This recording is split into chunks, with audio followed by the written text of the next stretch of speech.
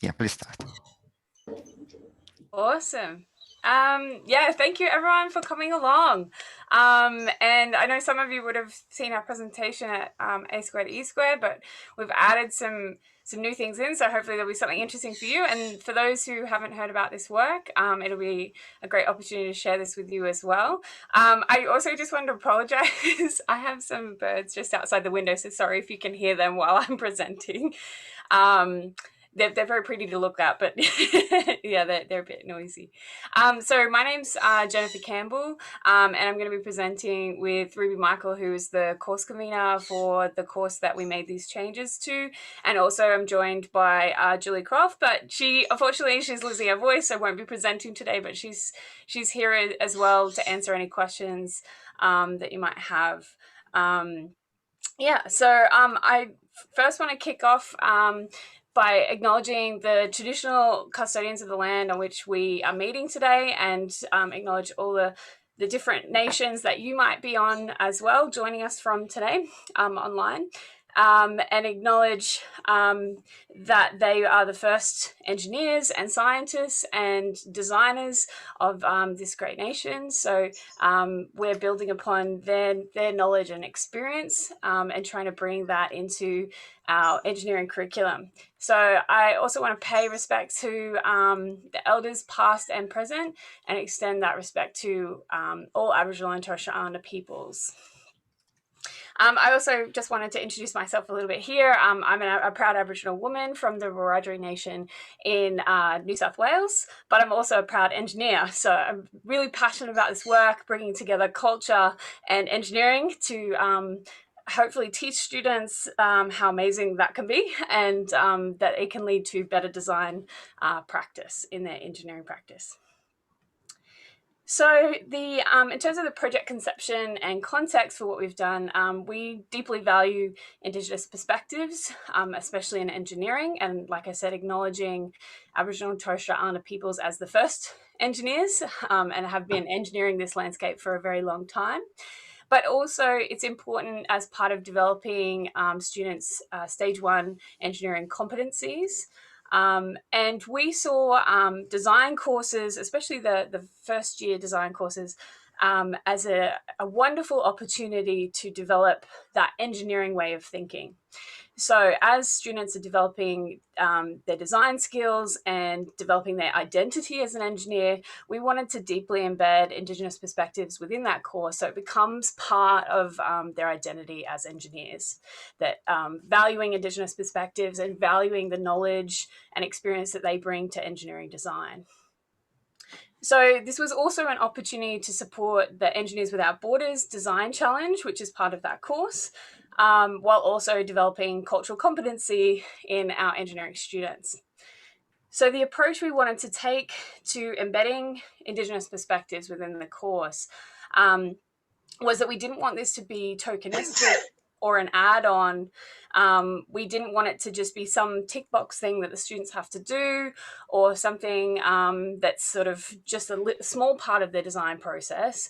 We wanted it to be deeply embedded within that design process. So as they're addressing the Engineers Without Borders challenge, we wanted them to realize that including Indigenous perspectives and understanding Indigenous perspectives leads to better design. And so we wanted that throughout the design process, not just as an add-on. And the way we approached that was through reflexive and adaptable processes that changed throughout the course. And also, you'll remember COVID. We had lockdowns and changes and going online and all sorts of things happening at the same time. So reflexivity was really important, but also being authentic to Indigenous perspectives and to the students, and making enduring changes that were going to last beyond that year, for future iterations of the course, but also enduring resources for outside of that course that could be applied in different areas.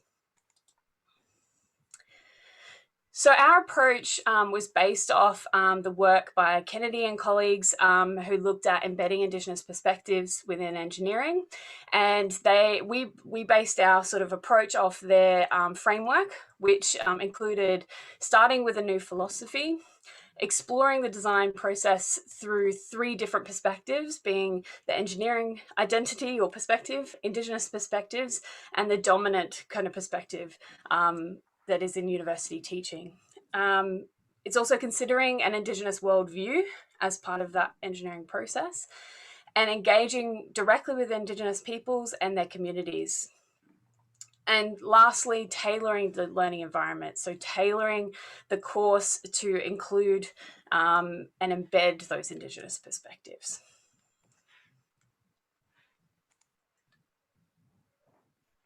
So next, I'm just going to talk about specifically how we applied that framework or that approach to the course and what it looked like in terms of learning and teaching activities. So I've mixed these up a bit just to make more sense. So I'm going to talk about 1, 3, and 5 on this slide, and I'm going to talk about 2 and 4 separately because they're more about relationships and people. But starting with a new philosophy, we wanted to acknowledge that Indigenous peoples were the first engineers, and that the philosophy of the course was that they be included in the design process. And we wanted to focus with students that it's about designing with and not for communities. So emphasizing that partnership. And we did that through case studies embedded into an e-portfolio. And these case studies explored historical and current examples of Indigenous engineering, stories or experiences involving Indigenous communities, and that was mostly through curated linked content, so videos, podcasts, articles, and that was curated into case studies, which I'll talk about on a later slide. We also wanted to consider an Indigenous worldview within the course, so reflecting on and discussing that Indigenous worldview, and we did that through studio discussions and debriefing sessions, both with the students in the course, but also between the teaching team. And we also did that through individual personal reflections through that e-portfolio workbook. And lastly, tailoring the learning environment, we wanted to provide resources and support for students to explore at their own pace. So this is acknowledging that students come to university with different experiences. There was, in the course, some of the students were Indigenous themselves, so obviously coming to the course with a lot of knowledge about Indigenous perspectives. But some students had also had experience working in Indigenous or remote communities. So we wanted to acknowledge those students, but also students who might be new to this content and allow them to explore at their own pace, and to allow the learning to evolve within the individual, but also the teams that were working on the EWB challenge. And we also wanted to allow that to happen in a safe learning environment so the students felt comfortable exploring that content and wanted to know more. So we wanted to build kind of curiosity to want to know more about Indigenous Australia. And we did that through the case studies I mentioned, which were designed for students to explore at their own pace. So they weren't prescribed at a particular point in the course. The students could dip in and out of those case studies when they needed to. The content, because we used an e-portfolio, could also be updated throughout the course and respond to the students' needs.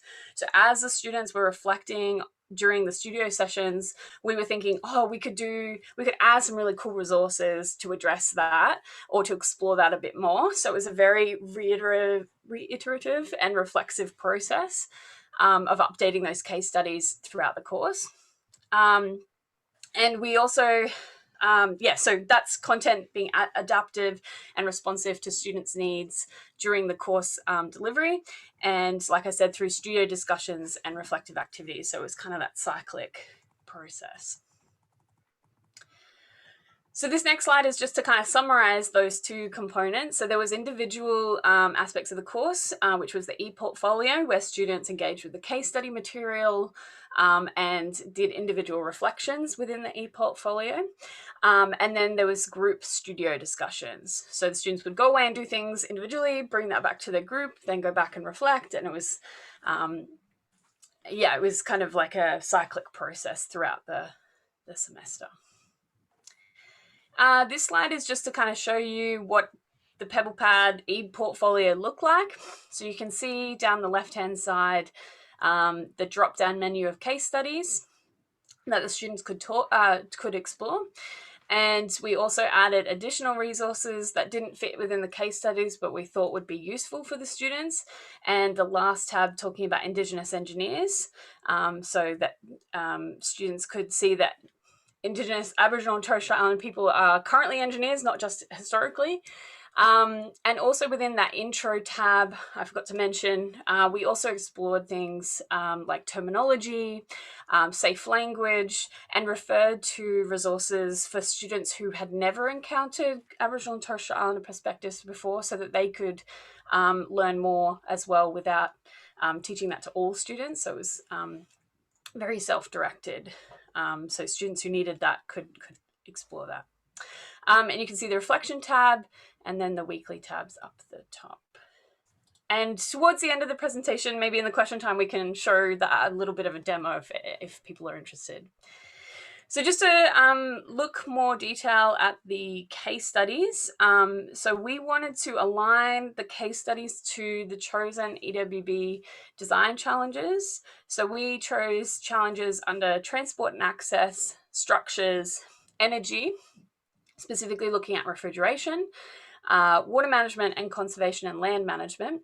And so then we developed case studies that kind of aligned to those design areas without giving students the answers, essentially. So we wanted to encourage divergent thinking, to get them thinking creatively, critically, to consider things they may not have considered before around that topic, but it wasn't directly, this is an example of a design solution. So for example, transport and access, we talked about songlines and trade routes and how Aboriginal and Torres Strait Islander people moved about the landscape. Structures, we looked at keeping places and the repatriation of remains and the importance of those sites to be culturally sensitive sites and to incorporate those values and considerations within the structural design.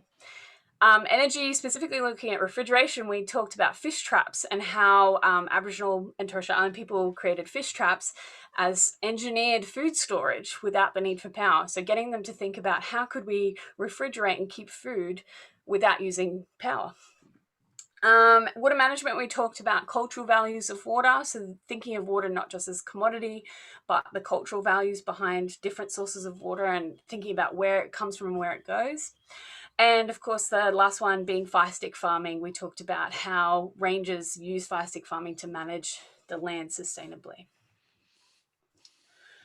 So just some student quotes here from the reflections that I talked about. This is just focusing on the impact of the case study. So one student commented, "I learnt valuable information regarding eating habits, hunting and gathering traditions that I took with me all through the semester and contributed towards the final report."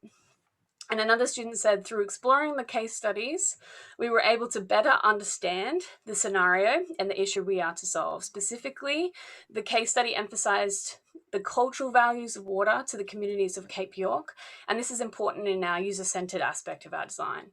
So they were using the information from the case studies to change their thinking about how they're approaching the EWB challenge. So just going back to that Kennedy framework, the other two things were exploring the design process through 3 different perspectives: engineering, Indigenous, and dominant. And we did that by presenting diverse perspectives throughout the course activity, so making sure that we represented all 3 of those, and exploring engineering ways of knowing, dominant ways of knowing, and Indigenous ways of knowing. And how we did that within the course was incorporating guest lecturers, so Indigenous and non-Indigenous. And one of the main ways we did that was a panel discussion with industry professionals, which Ruby's going to talk about in the second half of the presentation. And these were engineers that collaborated with Indigenous communities, so they could talk from that experience as engineers incorporating Indigenous perspectives in design. And lastly, engaging with Indigenous people and their communities. Obviously, this was challenging in COVID times because it was difficult to directly engage with communities, and also with the EWB challenge, that would have been impractical to engage directly with communities of Cape York, with so many universities around Australia doing that challenge. So we had to think of other ways to engage directly with communities and Indigenous perspectives that was not overloading a particular community. And so we wanted to do this through content and including Indigenous teaching staff. So I was involved in the teaching team and directly talking to students and discussing Indigenous perspectives and giving feedback about the design process all through the semester. But also through the case studies, we focused on selecting content and privileging content that had Indigenous voices or Indigenous perspectives. So we picked videos and podcasts where it was an Indigenous person leading that or speaking, rather than selecting videos about Aboriginal and Torres Strait Islander people. So we were trying to privilege those voices within the content.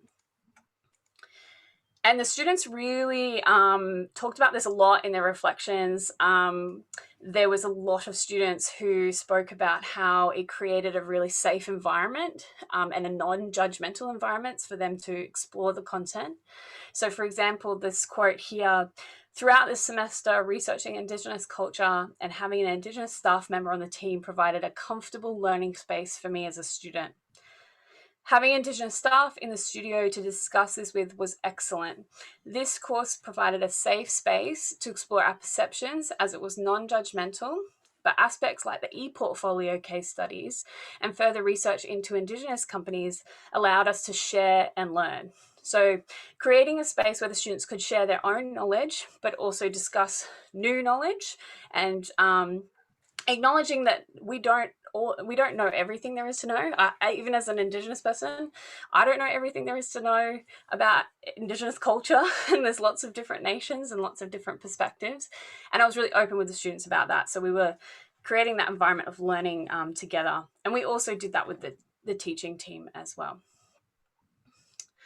And so you can see with this diagram here how those things that we've developed in the course wrap around that EWB challenge. And I'm going to pass over to Ruby here to take over to talk more about that industry layer of this diagram. Thanks very much, Jen, and good afternoon to you all. So you'll see how in this diagram, which we all like to refer to as the onion, there's a whole lot of different layers of support around the EWB challenge process. We've got the engineering design course. This design course has been running now since 2017 and has a studio structure. We've been using an e-portfolios within the course since 2017 when it was first introduced to Griffith. And we have always had a bit of an industry engagement component to this course. Students usually go on site visits during week 7, and that's something that I'd like to acknowledge one of our other teaching team members, Simon Howe, has been championing within the course. And the context for us embedding Indigenous perspectives in the course in this particular year was the opportunity presented by an Indigenous focused challenge in Cape York by Engineers Without Borders. And we were doing that within the context of the pandemic. So it was the first time in 2020 that we delivered the entire course in an online environment. So we moved the students out of the studio environment and into online studios. And of course, COVID-19 brought particular challenges around funding and also around those usual engagement activities that we have. And we were lucky to form a relationship with the City of Gold Coast, who are very encouraging and supportive of us giving the opportunity to our students to engage with Indigenous perspectives, and the feedback that we were getting from City of Gold Coast, that was very important industry relevant skill that they would like to see in our graduates. So together we formed a partnership in delivering this course, and we all work together as an ecosystem, quite an embedded to embed both Indigenous perspectives, but also industry perspectives into the course. And this is just, this photo shows an example of, we have the Director of Water and Waste from the City of Gold Coast, and one of the senior managers within that directorate as well, presenting to the students on an industry panel in week 1. And so this was facilitated by Jen as a Indigenous teaching team member, which was fantastic. And these senior engineers came in and discussed with students in the very first week the challenges of working in remote Indigenous communities and designing user-centered and fit-for-purpose design. And this was an open forum that went for 2 hours. The students engaged actively online. And both of these engineers and all of the engineers that senior engineers that engaged with the course had all spent greater than 10 years working in remote Indigenous settings around Australia. So that was just a really excellent thing that we were able to incorporate. And these same engineers came back into the course in week 4 and to act as the clients for the students' first industry project pitch. And then they also came back in week 10 to look at the mature designs that the students were presenting towards the end of the trimester. And so we had some continuity of their involvement throughout the course. So the students really valued this initial discussion with these engineers. Just a couple of quotes here. The unique ingenuity of Aboriginal and Torres Strait Islander communities can be very enlightening. One of the stories that the City of Gold Coast engineers told highlighted that user-centered design is very important. The panel with City of Gold Coast engineers affected how I thought about the design process. It was useful to hear from people with experience in working with remote communities, as it allowed me to gain an idea of what we needed to consider when designing a solution for Cape York. And there were some things I had not thought of. So what we were really trying to do with industry engagement, we know industry engagement is really essential. Students are modelling themselves based on the engineers that they're seeing. They particularly value people from industry coming into courses, and we were really happy to provide quite a multi-dimensional perspective of what an engineer is. The engineers that we had in presented both their technical expertise and also their sensitivity around the design process, and their user-centeredness and respectfulness in engaging with Indigenous communities was highlighted. So one of the objectives of the course in embedding Indigenous perspectives was to increase the cultural competency of our students, and we did measure that as part of the e-portfolio reflections. So these are just some of the quantitative findings, and we do have very rich qualitative findings which we'll be exploring in later publications, but these are our initial quantitative findings that we presented in the E-squared paper. You can see that so students self-assessed their cultural competency on a scale of 1 to 10, and they did that in the first week in the e-portfolio. They did it after their client pitch presentation in week 4, and they did it in week 10 when their designs were close, in the design review presentation when their designs were close to realisation, and also in week 12 when they were submitting their final reports. And you can see that there was the greatest increase in cultural competency from the student self-assessed perspective was between weeks 1 and 4. And that really reflects the time when they were most actively engaging with the design divergent and scoping phase. So they were actively exploring the case studies and actively delving into the user-centered aspects.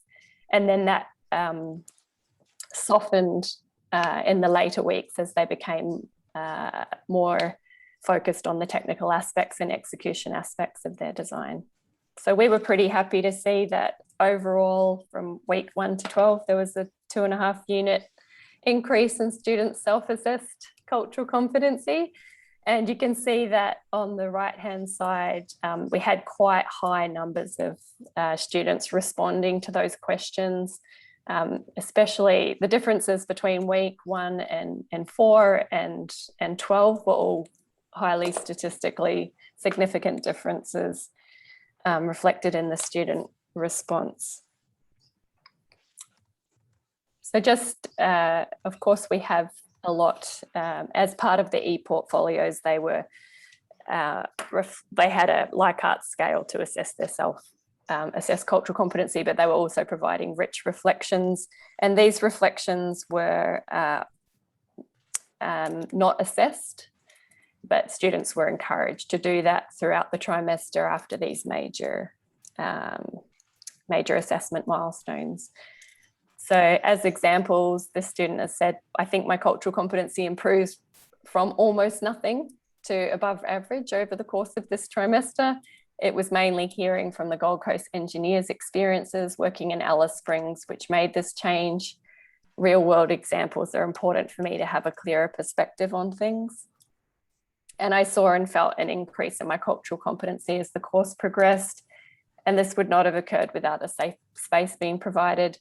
This is because a sense of discomfort would have lingered during learning opportunities, as opposed to the sense of eagerness and curiosity that persisted mentally for me throughout the course. I guess just re-emphasizing the safe space that was created within the studio. We had a very passionate team, both Jennifer, we have Simon, we have other studio advisors, Christy and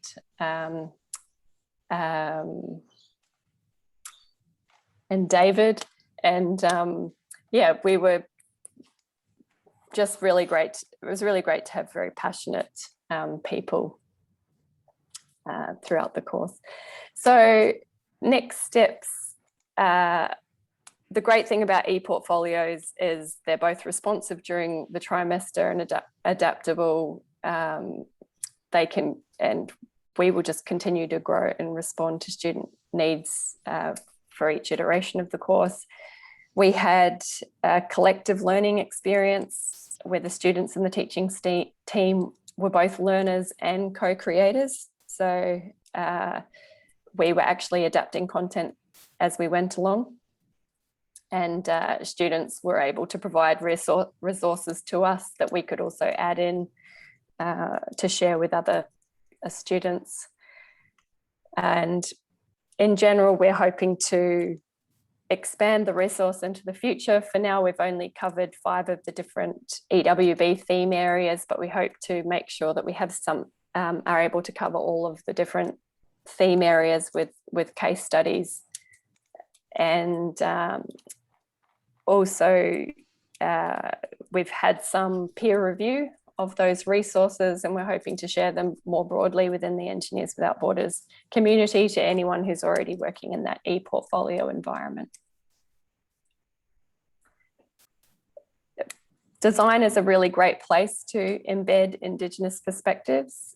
Design itself is already embedded pervasively throughout the curriculum. It's an excellent place to engage with different cultures and from a user-centered and appropriate design perspective. It is a really great place to build capability and understanding of social, cultural, ethical, legal, political, economic, and environmental aspects of that design process, and the perfect place to develop personal and professional capabilities. We did a lot of, as part of this course, we also do a lot of development of personal and professional capabilities. The students are working in teams of 5. They are writing team contracts together, and they are debriefing together. They are peer reviewing each other's performance after each of the professional milestones, and able to give kind and constructive feedback to each other. So we're working with the students on a number of different levels And design is a really excellent and appropriate place to do that in engineering curriculum.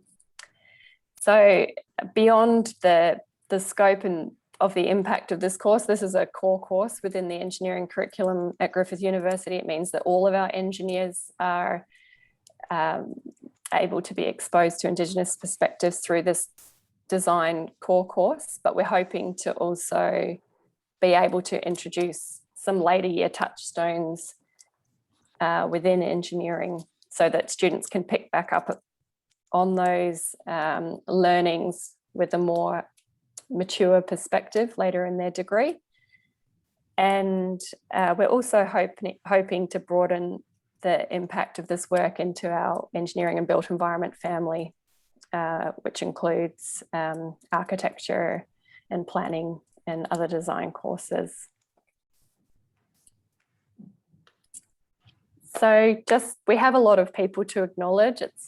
It's a quite a large course. We have a big teaching team. So we have Simon Howell is a really important person within the course who contributes a lot, especially related to industry engagement and development of professional skills. And we have a lot of different studio advisors that contribute into the course. And this year, particularly Christy and Adrian, who also SolidWorks gurus as well, which is a big part of this course. We'd like to especially thank our industry partners and guest speakers, the City of Gold Coast, who engaged with us throughout 4 different weeks of the course, APN, Cape York and NAFI. And also thank you to David Green for his videography and industry panel setup that he assisted us with lots of different technical solutions for delivering the course online this year. City of Gold Coast also provided EWB Challenge funding, which was excellent and needed in the context of the pandemic funding cuts. And the funding for the case studies was provided by the project Embedding Indigenous Perspectives in STEM Disciplines, a virtual field trip approach, which is a Griffith Grants for Learning and Teaching. And just, I guess, we'd like to acknowledge Griffith Sciences for supporting learning and teaching through these grant processes, and especially the embedding of Indigenous perspectives more broadly within Griffith Sciences. And we are very interested to continue the conversation, and here are our emails if you'd like to get in contact, especially if you are interested to collaborate. Well, thanks, Ruby. Thanks, Jennifer, for this very interesting presentation. Let's see if we have questions. I think we have a question from Guy, right? We'll start with this question. If anybody has a question, please write it down in the chat box, and then we're just going to ask our presenters. I think the question is how we can actually apply this maybe to different courses, like this framework that you've talked about, right? So is it possible to bring it to different disciplines, including architecture, industrial designs, and planning? You sort of talked about it in your presentation. Do you think you can talk a little bit more, like elaborate on this point? Yeah, I think the short answer is yes, absolutely. But a longer answer, yeah, I think that the framework that team came up with, that we've kind of built on, is really rich and talks a lot about how it's not just embedding content and embedding knowledge per se into a course, but it's how you go about it, and building relationships and a safe learning environment, which we've been talking about, I think is equally as important as what you're teaching, is how you're teaching it. So I think that model could definitely be applied to other similar areas. That approach, you know, talking about Indigenous perspectives, but also building safe environments and relationships within the teaching team and with the students to build confidence to engage with Indigenous perspectives more and build their curiosity to want to know more, to think about how they can incorporate Indigenous perspectives in their professional careers and in their disciplines, in other courses as well. So I definitely think that it could apply to, other disciplines. That kind of philosophy. I think specifically content-wise, it would need to be adapted to that particular topic. And that's what we tried to do within this course as well. We've got 5 very different kind of design challenges, and we didn't want to just present, this is about Aboriginal and Torres Strait Islander history and culture. We wanted specifically case studies that related to that discipline topic. So that discipline area. So that students could see that it wasn't just an abstract idea or abstract knowledge outside of their discipline, that it was actually part of what they do. It's part of engineering, it's part of design, it's part of building structures, it's part of treating water, that sort of thing. So I think to embed it in other disciplines like aviation and architecture and planning is very exciting. And it will involve conversations and a similar process to what we've done, that reflection and exploration, to find content that relates directly to those disciplines, so that it's genuine embedding within the field.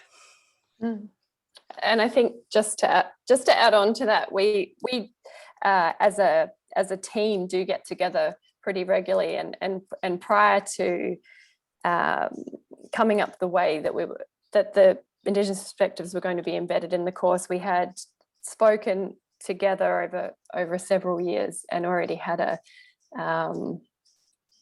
we developed a strong rapport and safe environment between each other, and we regularly ask ourselves questions like, how would we embed these perspectives in later year courses or in different disciplines? And we think it's really important that it's not mandated or imposed upon anyone, and you really do need willingness from people with interest, and I think that's probably the most important thing. And then definitely much more genuine when you see the value in it rather than having to do it. Yeah, and so we were students' point of view as well. Yeah, we were continuously discussing and learning ourselves throughout that process, and I think you do need a willingness to engage with that. But something that's very important for us as engineers is that is authentic as well. So Jennifer's an engineer, and we felt that it had to be embedded very authentically within the design process, not as an add-on, but just a way of, we did a lot of modeling, just the way of being, that it's just a part of being an engineer. Yeah, that's a great point. It's about, like, it was the teaching staff, but also the industry representatives modeling that it's normal for Indigenous perspective to be part of engineering and part of that design process, that it's inherent in good design, to acknowledge the users and to design with them and be respectful in that process. So that modeling behavior was really, really important in this course. And it wasn't just about having Indigenous staff member like myself, but having non-Indigenous staff saying this is important to everyone in that process. Well, thanks, ladies. I've been looking through some questions and comments, right? I'll just go through the top. Paul was saying that that's the right way to go for the planning program. And then also he's saying that there is some expectation of PIA as part of accreditation, right? So is it part of accreditation that can be part of it or not? Will you comment on this one? Yeah, I think that more and more professional organizations are acknowledging the importance of it, the importance of Indigenous perspectives, and the importance of recognizing the contribution of Aboriginal and Torres Strait Islander people to this nation. And we're seeing that coming through the accreditation. But like what we wanted to do with this course is, yes, we want to address those key capabilities for our graduates, but we also want to instill in the students a passion for it and curiosity, and we want them to value it, not just tick the accreditation box. Yeah. Okay, thanks, Jennifer. Few more people saying thanks for this wonderful presentation. Maury, I was asking about the course. So what kind of first year course and how many students were enrolled? So this is our like common first year course, right? Yeah. And both at Nathan and Gold Coast, right? Yes. And we have like many students enrolled. Yeah, so we like had 209 students enrolled in the course across 2 campuses. And this particular year, we taught the whole thing online. We had a studio structure, which was unusual because we were online. We actually had 84 students per studio online, and we were running with 3 teaching team members simultaneously. We created that structure so that we had wanted to have Jennifer in every single studio as what we referred to as a cultural steward.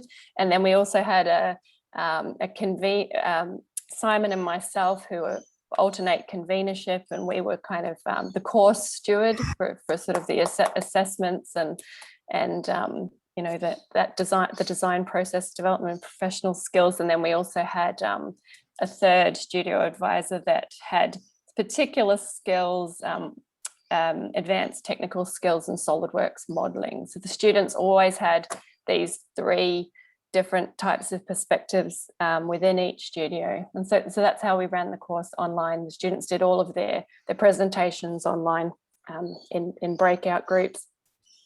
Thanks. Ruby, what is the name of the course? Is it creative engineering? No, it's engineering design practice. Sorry, engineering design practice. Engineering design practice. So the course itself is only based on a single design project that the students are given the brief in the first week. They have to do those 2 major presentations, and they present a substantial, 30% report at the end, design report. So for that reason, they are engaging with that, same perspective throughout the course. Thank you. Yeah, thanks, Ruby. I'm just going through a few more comments. Hala was asking if the presentation is recorded. Yes, this presentation is recorded. You can watch it later. It will be posted on our website, webinar website, and sort of part of our YouTube video, so it will be there. And Ruby or Jennifer, can you maybe provide the copy of your paper, like the one that you based your presentation upon? Yeah. Where can we find this? Like people can find this. Like, is it on the SQA Square website? I think it hasn't been released, but it usually will turn up with the Institute of Engineers, but I don't think that's available yet. But we can provide the paper directly. We can share this, right, with everybody. Okay. Yeah, sure. We can share this. Absolutely. And we also have we're working on some delving into the data a bit more. So we'll have some other works coming out soon, hopefully. Okay, thanks. Thanks, Jennifer.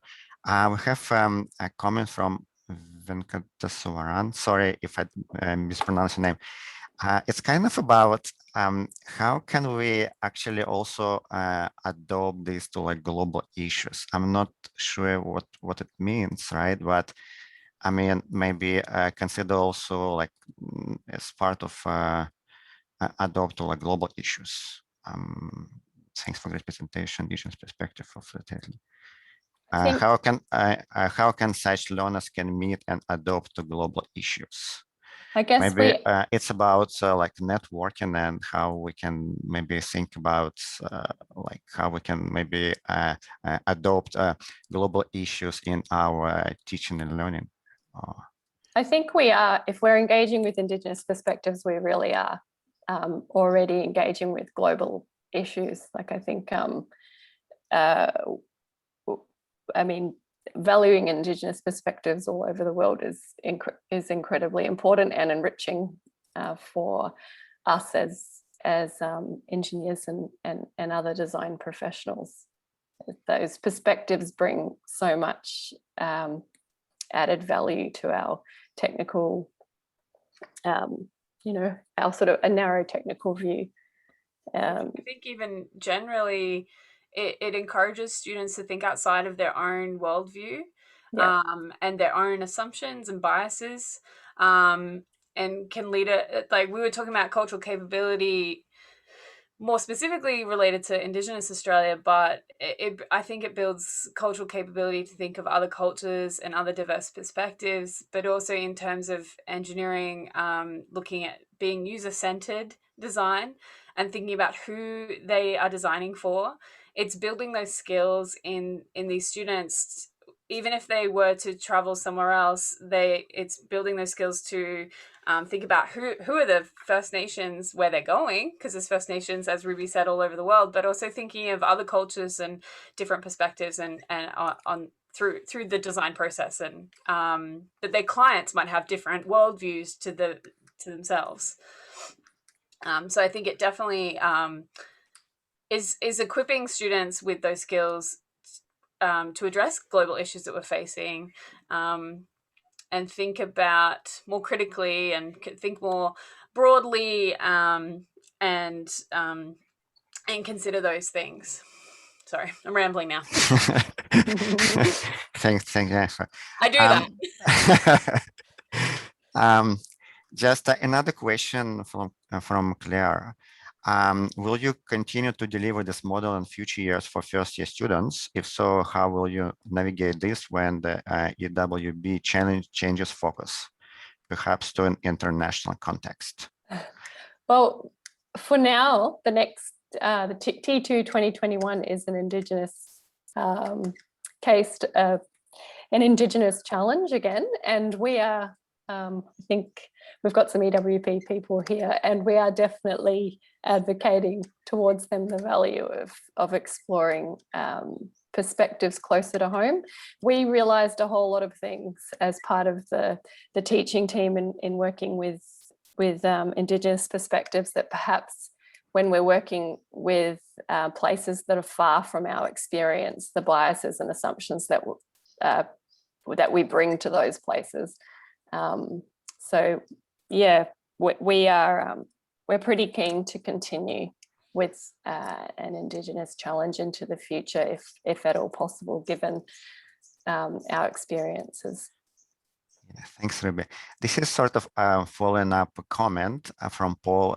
He was saying, would it be better to have a specific course called Indigenous Perspectives on Engineering? But I think it's probably like not question to you, right? I think it's question to like our executives. All right. Well, I'll just comment. I think it'd be great to have an Indigenous engineering course, like just saying that would be awesome. But I also think it's really valuable to embed Indigenous perspectives in all courses, like in courses we wouldn't normally think of Indigenous perspectives being embedded, because it helps students to see that it's not tokenistic and it's not just a single thing or a single course, that it is actually part of being an engineer and engineering solutions. So I think it's really nice that this was embedded within a course where students are going through that design process, because they see it as part of their identity, as part of that process, rather than just a standalone course. But I would love to do that as well. I think both is great. Because remembering the students were engaging with all of the technical aspects of their design. They were looking at waste management, they were looking at energy, they were looking at, they were looking at the challenges of designing in remote environments and all of those things. It's just that the user focus happened to be Indigenous communities in this case, and there was just a lot of value in them being able to engage with Indigenous people as users in this case, because it exposed them to a whole lot of perspectives that they may in their future engineering careers be working with Indigenous people, and either as clients or colleagues or end users of their designs. their perspectives that they don't usually get a chance necessarily to engage with. So we feel like we're putting them on the front foot with being able to engage with that. And it's just the tip of the iceberg of a whole world of enriching exploration for them as professionals. I think that's a really good point, that the students were still designing engineering solutions. So we still had groups there was one group who was still designing, like a reverse osmosis treatment plant, like water treatment plant. That doesn't seem, but they were still within that process, considering placement and engaging with communities and consultation and what it would look like, where it would go, where would the wastewater go, where like considering those cultural values of water, like where was the water coming from, where was it going, how it was interacting with the landscape within the process of design. Or designing an attachment to a drone, which of course they're really excited about, but the purpose of the attachment was to release an incendiary that was then going to be used for Aboriginal fire management. So as part of that, they had to understand different ways of conceiving the landscape, different ways of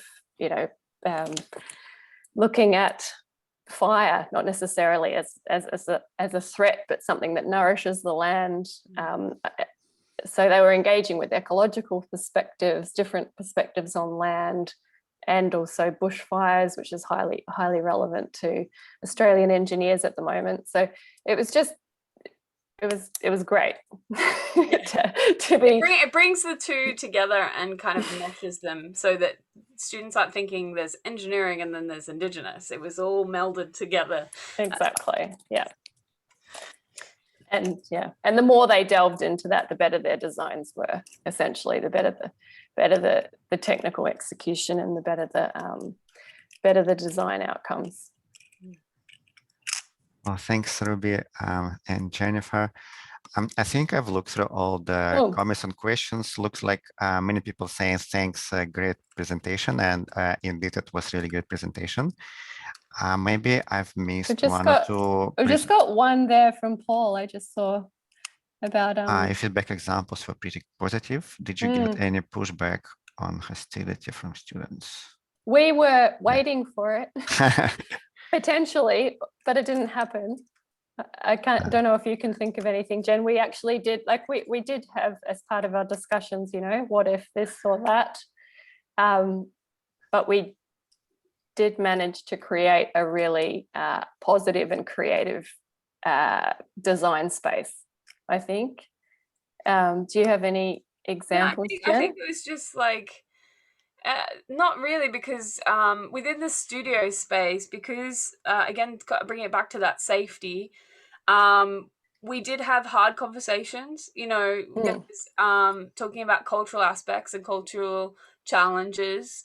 And we didn't shy away from, talking about realities of remote communities and some of the challenges that they face. But we kept coming back to that good design is acknowledging those things and including Indigenous peoples within the process to lead to good outcomes. So I think that students didn't push back in a sense, but used that to talk through things and to ask questions when they weren't sure. But also the case studies were a good resource to refer students back to.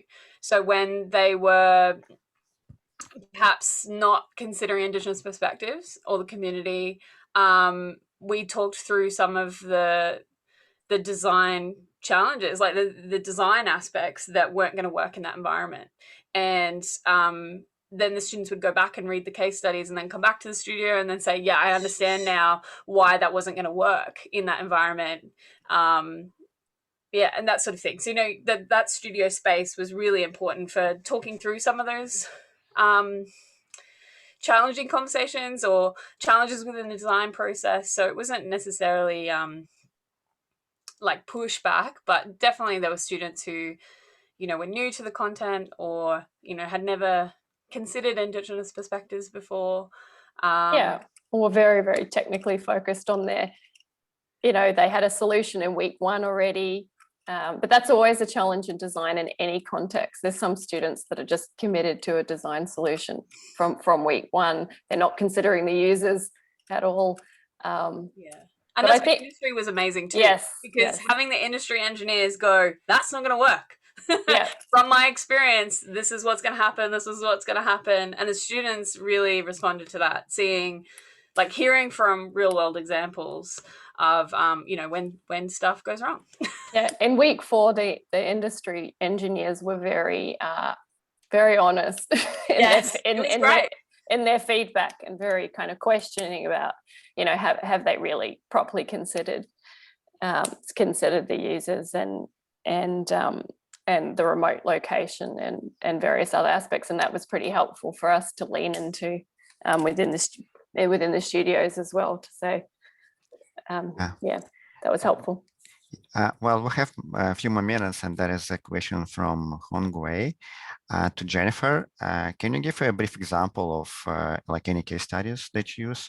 Is it possible to do? Like just share screen, or just talk through it? If you give some example, maybe just, I mean, if like explain like how, like what kind of like case study. Yeah, I guess so I mean, I can talk through a couple. It's just getting me to shut up afterwards. I liked like, my personal favorite was the keeping places example case study, because the students were that one was a bit more of a direct match, but students were building a keeping place for repatriated objects from museums so that they could be housed on country. And so they had to think of environmental considerations, but also cultural considerations about what that building would look like, because being in Cape York, they had to grapple with extreme weather conditions. But also this was going to be a place for housing sacred objects. So the case study really explored some examples of keeping places on other locations around Australia, about repatriation of remains and things like that, and sacred objects. So the students could think about that it was beyond just a building. Like, it's not just a structure. They actually had to think about how those objects would be kept, the respectfulness within the building, that some objects might need to be kept private, some objects would be on display. They also considered things, I mean, building off the case study, some of the responses from the students, they incorporated things like yarning spaces for the elders to meet within the centre, acknowledging that it wasn't just a museum, that it was a keeping place for, and that Aboriginal and Torres Strait Island people would use those spaces differently. So a lot of students learnt from that case study and incorporated those learning and teaching spaces within the building. So they would change the design. So it wasn't, some groups went from like a box that looked very museum, you know, with cases and very stale, and then would change their design to be very interactive and kind of organic and like responsive spaces, which was really lovely to see that they'd incorporated those aspects into their design. And one of the other examples I talked about before was water treatment. So that was not a direct match, but we talked about cultural values of water, and that water is beyond a commodity for Indigenous people, that it holds value and significance as part of country. And so students then began to think about waste and where that water was being taken from, and locations for treatment plants, and using local materials rather than shipping them from somewhere else. So incorporating country within country, you know, like using parts of country in the design itself. So using locally sourced sand and trees, and yeah. And I guess what Jen's Julie's just showing some of the case study content on the screen at the moment, and you can see that the great thing about the ePortfolio environment is that it's quite nice to look at. You can create reflective questions, you can embed video content, you can embed photographs, you can add podcasts, you can add links, references. So it enabled it to be really rich. You can put things for students to follow up, further resources, and you can continually add additional things as needed. if you find Yeah, the something. bicycle farming one's a good example of that. So throughout the semester, trimester, we realized a lot of students in responding to the EWB challenge just wanted to stick flamethrowers on drones, which was fun to think about, but not achieving the design, like not addressing the design challenge, which was a cool burn and managing large areas of land, not a small area. So we, thankfully, Julie was able to organize an interview that we added to the case study, which delved more into the range of practices, like how they do the cool burning techniques, the types of challenges that they're facing, the types of technology they already use, to get students thinking beyond flamethrowers and drones, and to think about more practical solutions that were actually going to help the Aboriginal and Torres Strait Islander Rangers do their jobs better, and address some of the things they were actually experiencing right now. Well, thanks everybody. I think I will conclude this presentation. Again, thanks for your time on this presentation. I would like to thank all of you, Jennifer, Ruby, and also Julie. Julie couldn't speak today, so she has. Well, thanks for your time and thanks for this interesting talk. Looks like many people are interested in this theme and this topic, so hopefully maybe we can develop more collaboration or more like share like different ideas how we can incorporate it in our curriculum, in our courses. Yep. Well, thanks everybody. Okay. Thank you. Yeah, Thank thanks for this. Thanks for joining the seminars. We're going to have another one next week. Please join if you have time. I think it's going to be next Tuesday from 12. Yeah. Thanks, Ivan. Thanks, everyone. Yeah. Thank you. Thanks, everybody. Yeah.